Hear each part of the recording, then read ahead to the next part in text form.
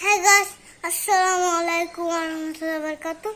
আমার শুক্রবার আজকে আমাদের ঘরে রান্না হচ্ছে। চলেন আপনাদেরকে দেখাই চলেন। এটা আমার উপরে রান্না আজকে রান্না হচ্ছে। আজকে রান্না হচ্ছে হলো আজকে বিরিয়ানি রান্না হচ্ছে। বিরিয়ানি রান্না হচ্ছে। আর চিকেন কষা হচ্ছে। চিকেন কষা হচ্ছে। এটা আমার পাপা।